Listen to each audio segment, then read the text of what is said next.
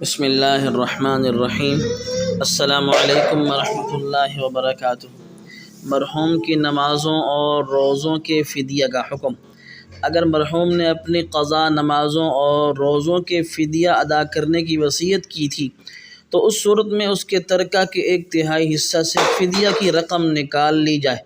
اگر تمام نمازوں اور روزوں کا فدیہ 1/3 ترکے میں سے ادا ہو جائے تو بہتر، اگر مکمل ادا نہ ہو تو بقیہ نمازوں اور روزوں کا فدیہ ورثاء کے ذمے لازم نہ ہوگا۔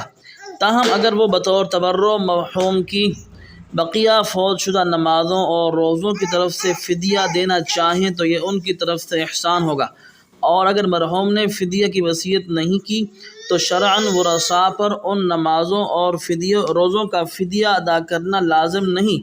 البتہ اگر ورثاء از خود باہمی رضامندی سے یا آپ اپنی جانب سے ان کی نمازوں اور روزوں کا فدیہ ادا کر دیں تو امید ہے کہ مرحوم کی آخرت کی باز پرس سے بچ جائیں گے۔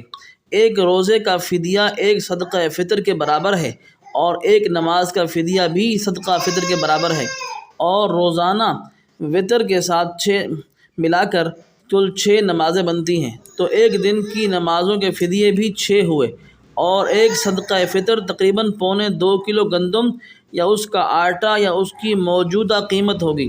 اگر مرحوم کے ذمے نمازوں اور روزوں کی تعداد معلوم ہے تو ورثاء اسی کے بقدر فدیہ دیں گے، اور اگر تعداد معلوم نہیں ہے تو اندازہ لگا سکتے ہیں۔ فدیہ اس شخص کو دیا جا سکتا ہے جس کو زکوٰۃ دینا جائز ہے، یعنی مسلمان فقیر جو سید اور ہاشمی نہ ہو، صاحب نصاب بھی نہ ہو۔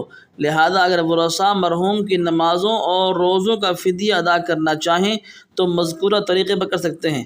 صاحب نصاب نہ ہونے سے مراد وہ شخص جس کے پاس اس کی ضرورت اور استعمال سے زائد کسی بھی قسم کا اتنا مال یا سامان نہ ہو جس کی قیمت 52.5 تولے چاندی کی مالیت تک پہنچتی ہو۔ مزید تفصیل ڈسکرپشن باکس میں دیکھیں۔